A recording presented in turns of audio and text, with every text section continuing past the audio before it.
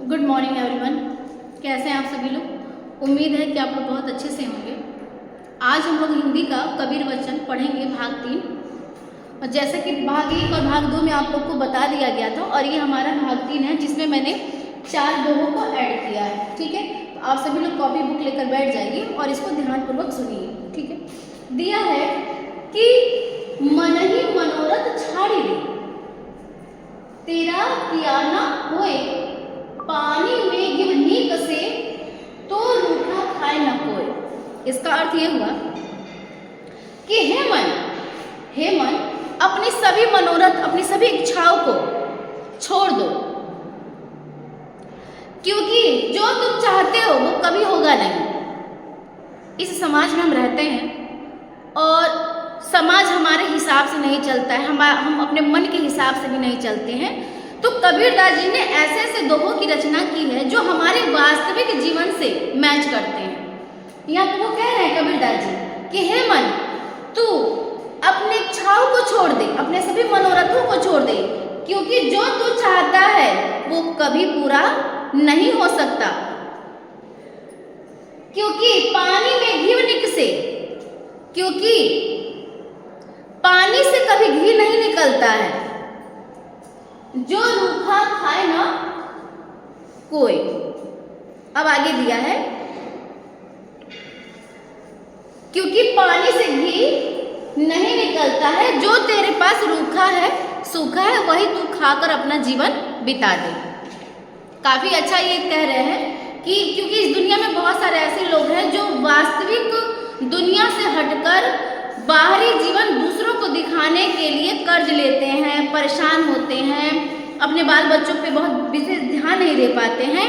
इसलिए ये दोहा स्पेशल उन्हीं लोगों के लिए है कि हे मन, अपनी सभी इच्छाओं को छोड़ दे, क्योंकि जो तू चाहता है वो कभी हो नहीं सकता।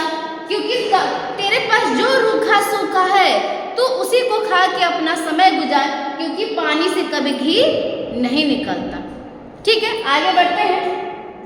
आगे दिया है कि बुरा जो देखत मैं चला, बुरा न मिलिया कोई, जो दिल खोजा आपना, मुझसे बुरा न कोई।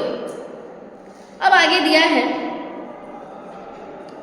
कि इंसान इस समाज में कभी भी अपने आप को नहीं देखता है, बल्कि दूसरों के बारे में बुरा सोचता है, बुरा देखता है, बुरा व्यवहार करता है। लेकिन अगर वही व्यक्ति खुद आत्ममंथन करे तो उसे समझ में आ जाएगा कि हमारे अंदर भी बहुत सारी बुराइयां हैं। इसलिए इन्होंने कहा कि बुरा देखो जो मैं चला। कबीरदास जी कह रहे हैं कि जब मैं बुरा देखने के लिए चला, खोजने निकला, तो बुरा न मिला कोई, तो मुझसे बुरा कोई नहीं मिला, मतलब मैं ही सबसे ज्यादा बुरा था। जो दिल खोजा आपना, और जब मैंने अपने दिल के अंदर, अपने मन के अंदर झांका, तो मुझसे बुरा ना कोई, तो मुझसे कोई बुरा नहीं था। इस दोहे का अर्थ ये है कि कबीरदास जी कह रहे हैं कि जब मैं इस संसार में बुराई को ढूंढने निकला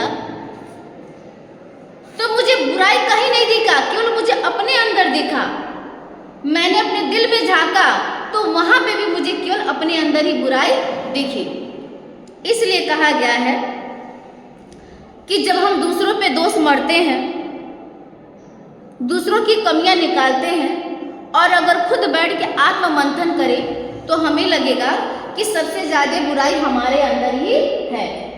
इसलिए आगे यहाँ पे कहा गया है, तीसरा हमारा दोहा है कि कबीरा तेरे जगत में उल्टी देखी रीत, पापी मिलकर राज करे, साधु मांगे भी। ये आज के जमाने में एकदम सटीक बैठ रहा है। जो व्यक्ति दबंग है, जिसके पास सारी बुराइयां हैं, वह इस संसार में राज कर रहा है, लोग उसका मान सम्मान कर रहे हैं, उसको से प्रेम कर रहे हैं। जो व्यक्ति सज्जन है, जो साधु है, जो संत है, जो अच्छा व्यक्ति है, जो ईमानदार है, आज वही व्यक्ति सबसे ज्यादा कष्ट उठा रहा है। इसलिए यहाँ पे कहा गया। अब इसका अर्थ आप सुन लीजिए, दिया है कि हे कबीरदास कहते हैं कि हे ईश्वर, तेरे संसार में उल्टी रीति देखी, उल्टा नियम देखा है। जो पापी है ना वो सभी मिलके राज करना है, और जो व्यक्ति साधु है, सज्जन है, वह भीख मांग रहा है।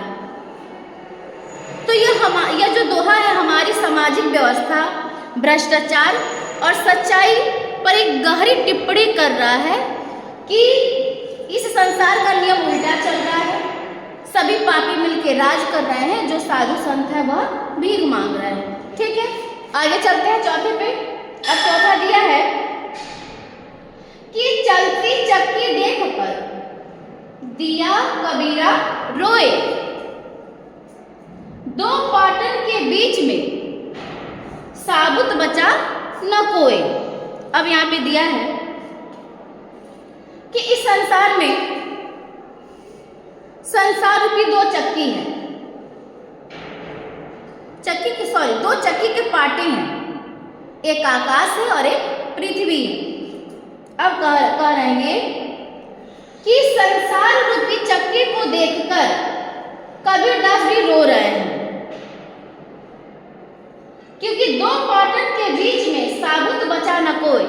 इस दो पाटन के बीच में अर्थात इस आकाश और पृथ्वी के चक्कर में या इस के बीच में जो पिस गया वह इस संसार के भाव सागर से बच नहीं पाता।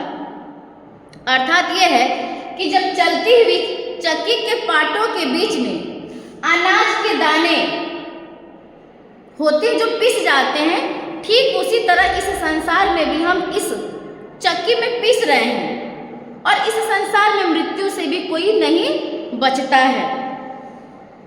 तो चक्की के जो दो पार्टों को बताया गया वो आकाश और पृथ्वी को बताया गया है।